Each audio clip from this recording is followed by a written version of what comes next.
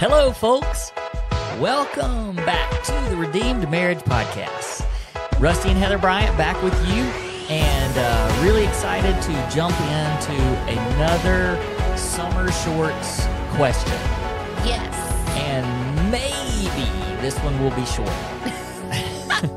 Because last week we blew that one out of the water. The longest episode ever. Yep. But my prediction came true. It did. I said at the end of that particular episode that it would be the most downloaded episode ever. Mm-hmm. And at the end of 1 week, it wasn't even close. It was so far. So many downloads in 1 week. So if you don't know what we're talking about, which I think if you're listening to this, you probably listen.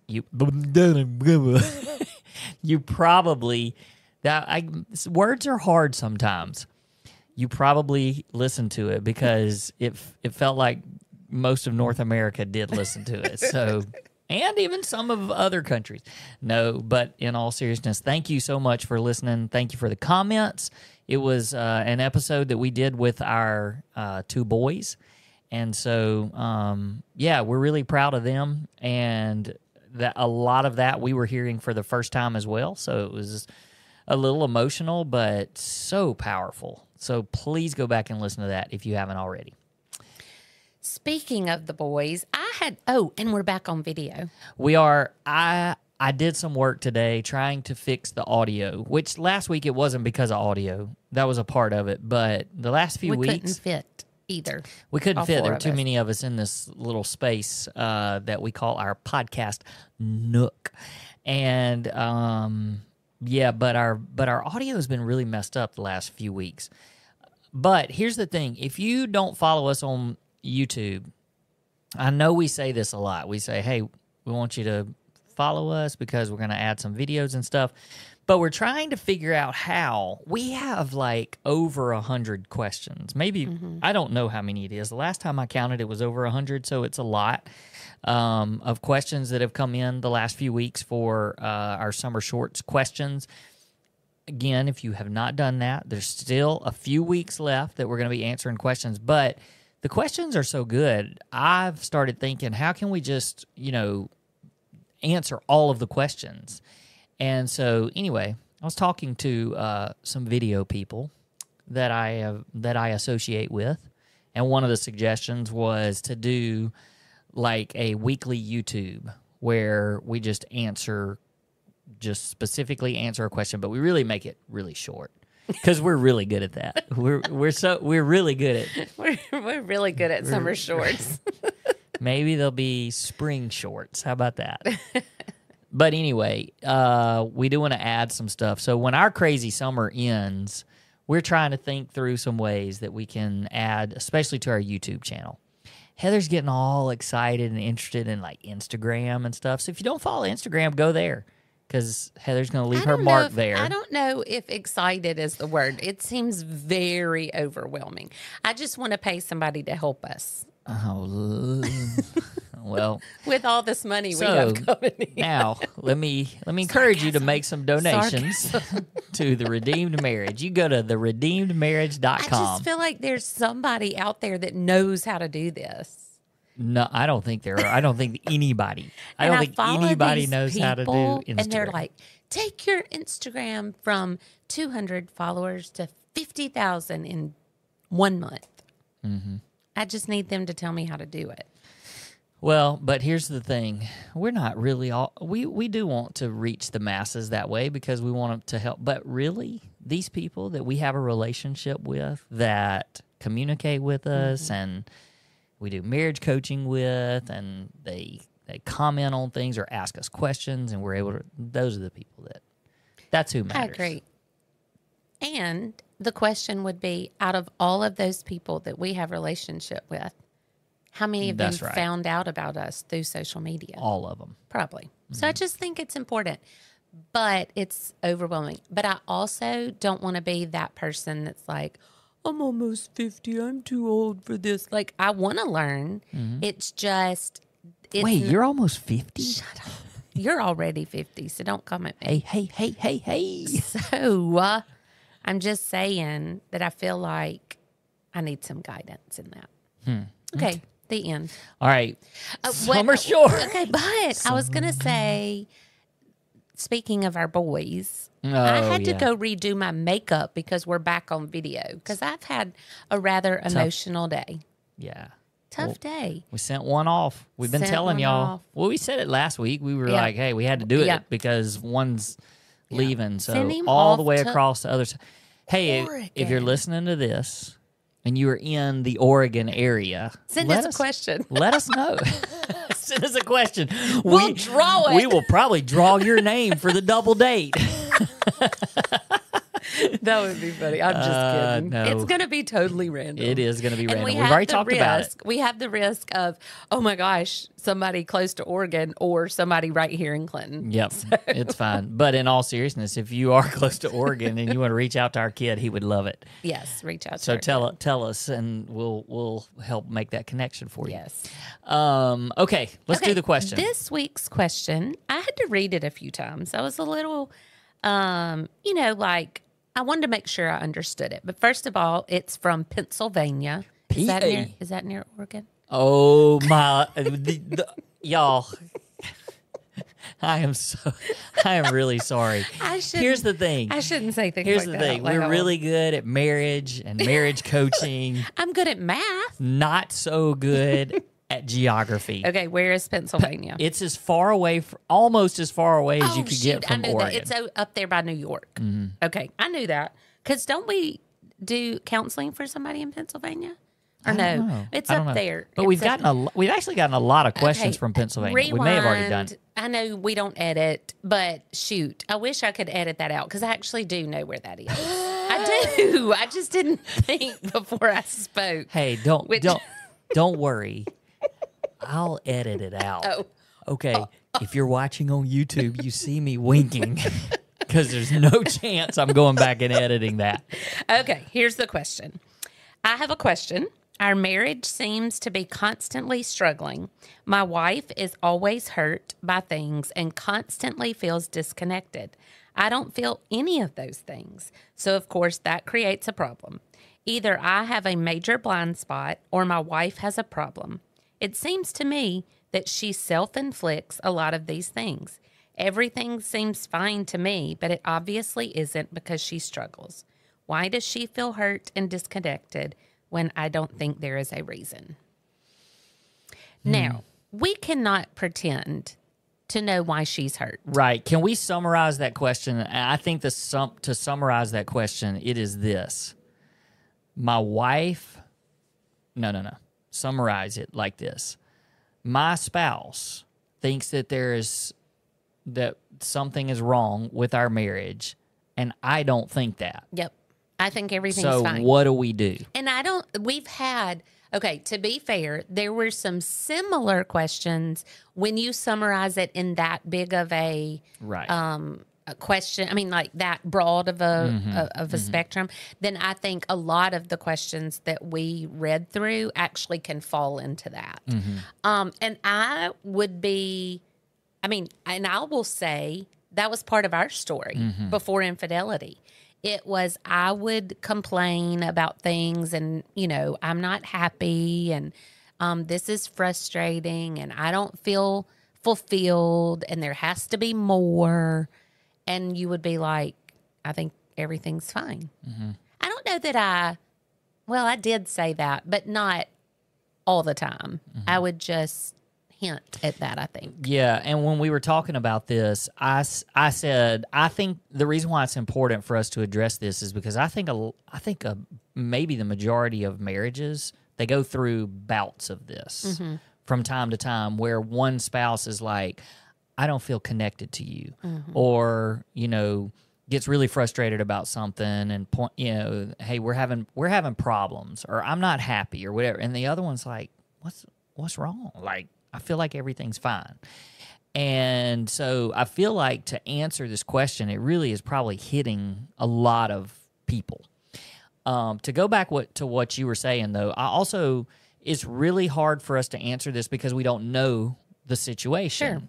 So it's not like we can, based on this question, we can look at it and go, well, she's not happy because. Man, yeah, it's her fault. I mean, she needs, or man, you got to figure out what you're doing wrong so Yeah. you can fix the problem. It's not that easy because we just don't know the situation. Sure. So one thing is I would say, everybody's circumstances are different. For you guys, in your circumstance, it may be that you need some outside help for Sure. one thing. Maybe you need counseling. Maybe you need some type of marriage coaching. I mean, this is the kind of stuff that we love, listening to people and what's going on, and then we're able to kind of help them and roadmap through. So this is definitely not a advertisement for our marriage coaching, but something like that might be helpful because it's an outside source that's taking a look at what's going on in your marriage and maybe is able to point out, hey, this is kind of the root of the problem. So that's one thing I would say. But then I would also say, let's go back to you, and then you can continue what the line you were going down. This was us in a lot of ways, because if you guys will remember parts of our story, the day we went to marriage counseling after Heather confessed to infidelity, the counselor said, "What has been the best year of your marriage?" We were so angry with each other, and we were so mad and hurt and devastated, all that kind of stuff. And he was trying to take us back to a good place. And so he said, "What was the best year of your marriage?" Well, we were on year number 15. And I said, "Well, I thought it was year number 15. And that was the truth. Now, looking back on it, I know all kinds of stuff. But at the time, that's how I felt. I was like, I thought everything was fine.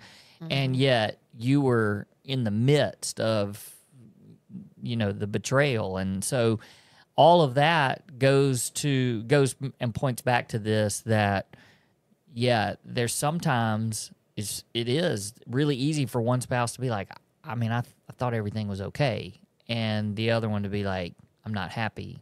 I need more connection, all of those things. Well, one thing I do want to say is I do admire, well, first of all, I admire both of them. I admire that he is reaching out and saying, I want to help this and I don't know how.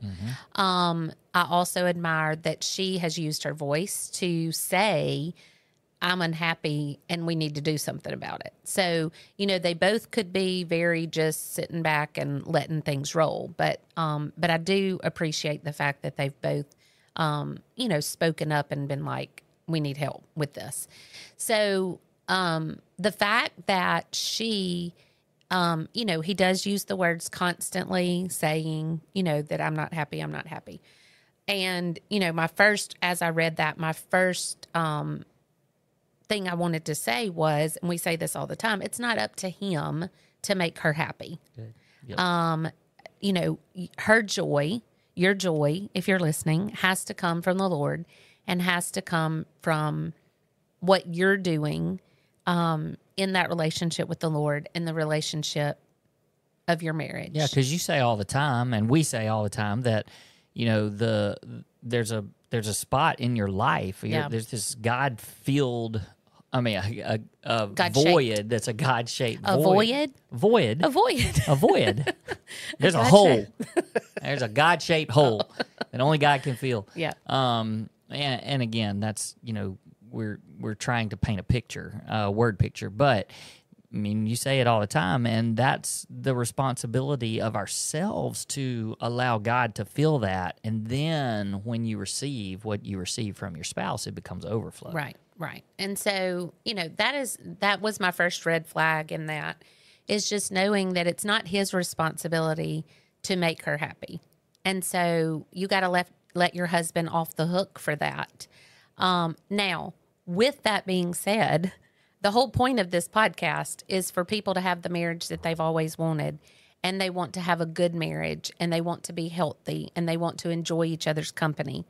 And so that, that is definitely a part of it. But I don't think it's fair to dive into what he can do differently without saying, you have to address that it could be a lot of the other spouse that has that feeling of something's wrong, Right. a lot of it could be Yeah, because that was totally me. Right. I was expecting you to fix something that was wrong in me that had nothing to do with you. Mm-hmm. And you were not created for that. Right. And so the constant, you don't make me happy. You know, if you would do this, then I would just be happy. If you could do this, then I would be happy. It doesn't matter what this man does. If it's something in her, he could be the best husband in the world. And I've said this on this podcast. You were the best. I mean, you're the best of the best of husbands. And the fact that you were the best of the best and I still was in need of more was the lack on my part and the lack in me. So let's just pretend that she's doing everything right. And what can he do to come alongside that? Yep. So we don't know. We That's can't right. pretend to know. And this same situation is happening all over the world. And so you get, with us being this broad, you get to insert yourself into where the problem might be in your marriage if you're feeling this. So that's the first thing, is the person who is unhappy, unfulfilled, doesn't have joy, is constantly frustrated. You got to look in you first.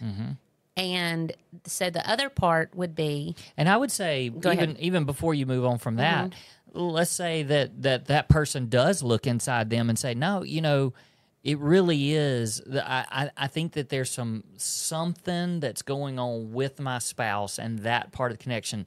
So maybe it is like this question is true.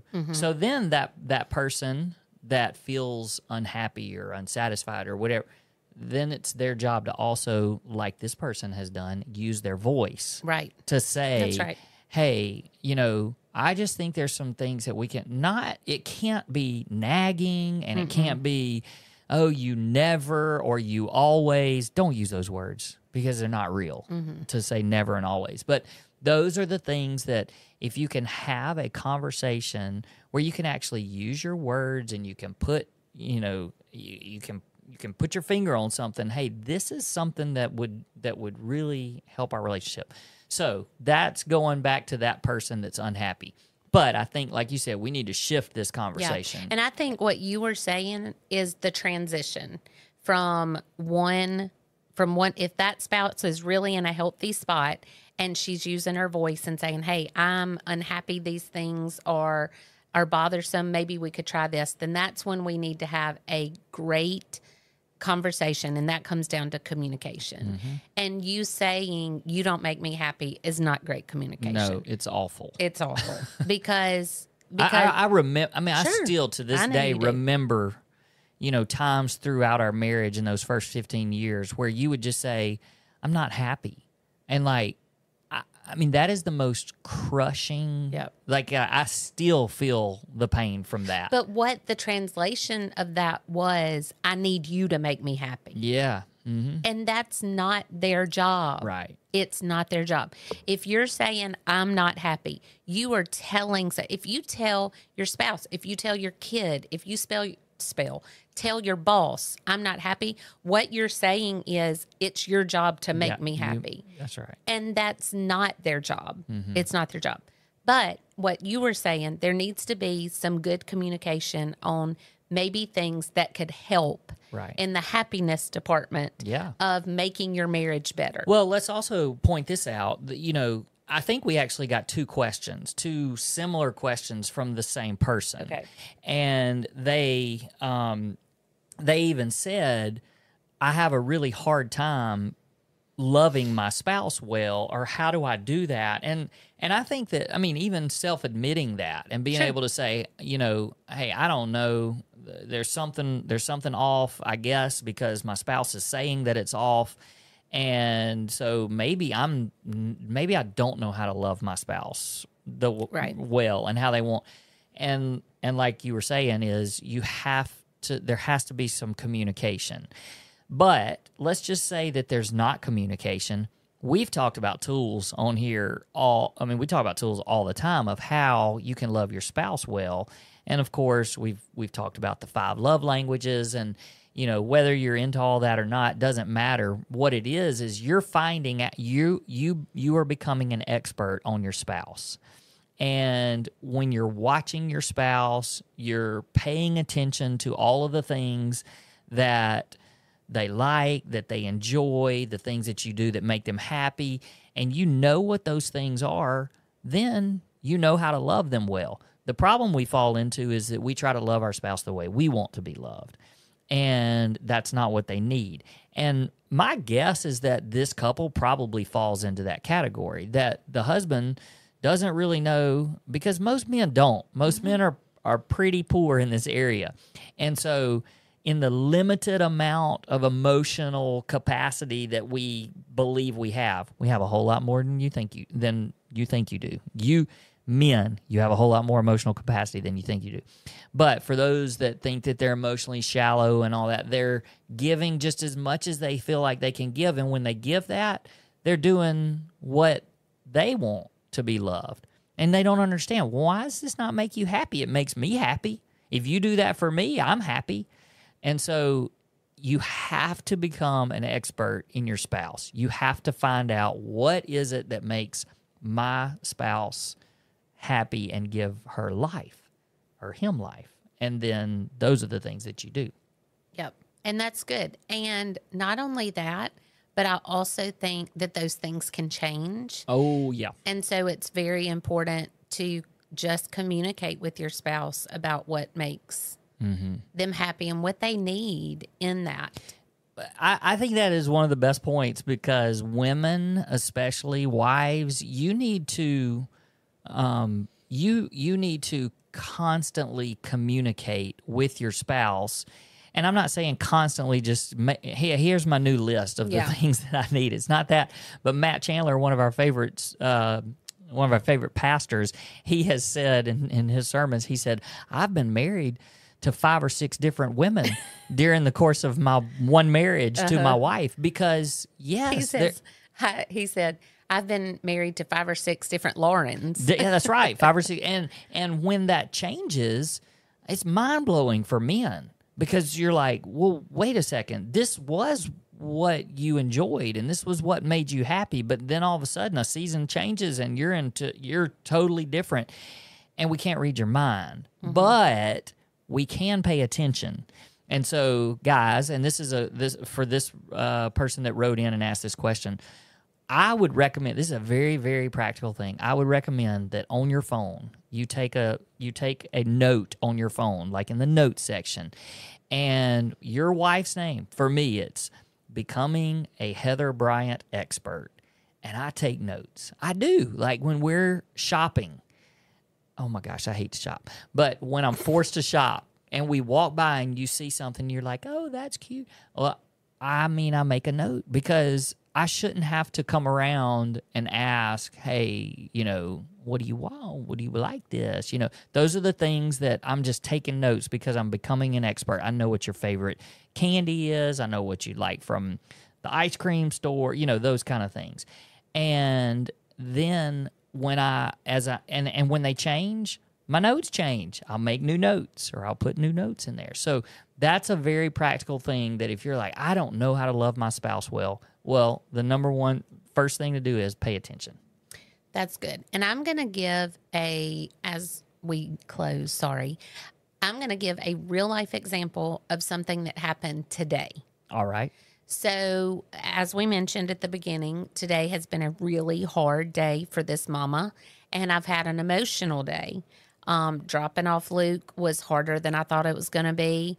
It was just hard. And I have been full up to my eyeballs with emotion all day. We went to church this morning. I'm like, he's standing beside me worshiping. I'm like, oh, next week he won't be here. Just emotion, emotion, emotion. Fear, anxiety, sadness, all of the things. Well, one thing you have a tendency to do, and I know this about you, and this is how you are choosing to love me, is you try to make me feel better by telling funny things that are happening, or I bet Luke's going to do this, or he's going to get there and do this. And just encourage. Well, I was up to my eyeballs in emotion, and I just needed you to stop talking. I didn't need you to try to make me feel better. I just needed to sit in it a minute and just pray and cry out to the Lord and kind of give my up to my eyeballs emotions over to the Lord instead of letting them continue to pile up in me. So I knew you were trying to love me well. So there was no reason for me to be frustrated, but I was frustrated. I was frustrated at you. But then I was like, I don't know why I'm frustrated at him because he's trying to love me. So I just said to you, I need you to not talk. Like, I know that you're trying to help me, but this is the way you handle sadness, is you just kind of joke and, laugh and smile through it to get through it. And right now that's killing me. So I need you to just stop. And you handled it well. Well, you actually tried to make me laugh again by being zippity-doo-dah zipped over there. And we're being dramatic about it. And I was like, but you let me sit in it for a minute. And so I could have chosen to be unhappy with you and frustrated with you because of the way you were handling it. But when I really looked, I was like, he's trying to love me well. So instead of being frustrated with you, I just chose to say, hey, I love what you're trying to do, but it's not working. Like, I just need, and then I said what I needed. I said, I need you just to let me sit in it for a minute and be okay. So it's the example of, and the reason why I use that real life example from today is that I could have chosen to be unhappy and say, you're not making me happy. But instead, I know from years of walking through this that it's not your job to make me happy. And that if I really look, you're not trying to make me mad. You're trying to love me well. And so just speaking into that and using my voice and saying, hey, I don't need that right now. I just need to do this. Does that make sense? You're nodding, but my people on podcast can't see you nodding. I'm being silent. I need you to be quiet. This is a podcast, though. It's really hard to be quiet on a podcast. But then that shuts down my voice, so I just have to go to the bathroom and tell myself jokes, I guess. Why in the bathroom? I don't know, because I can look in a mirror and tell myself jokes. No, it was a great example. It really was. And I think that I didn't remember trying to make you laugh again. Maybe I did. Well, I wasn't trying to make you laugh. I just was really quiet. But actually, that was for our child because he was still in the car with us. So I was trying to be really like, okay, well, I just won't say anything. But you're right. You handled that well because you were like, this is not really what I need. But you didn't make me feel bad in the way that you did that. So, okay. So I hope that we were able to answer the question looking at it from a very, very broad perspective because we do not know what's going on in these people's lives or in their marriage. But for most marriages that have issues like this that come up, I hope we were able to kind of address both sides of it. And Pennsylvania, maybe you'll get a drawing. And we'll be as far away from Oregon as you can possibly get. West Coast to East Coast. That's right. It will be 3 time zones away if we do that. All right, guys, thanks so much for listening. Hey, if you've just started listening to us recently, go back and catch up. There's all kinds of great topics about marriage. So we would love for you to tune in, catch up on that, and let us hear from you. We love hearing from our listeners. All right, till next week. See you later. Peace.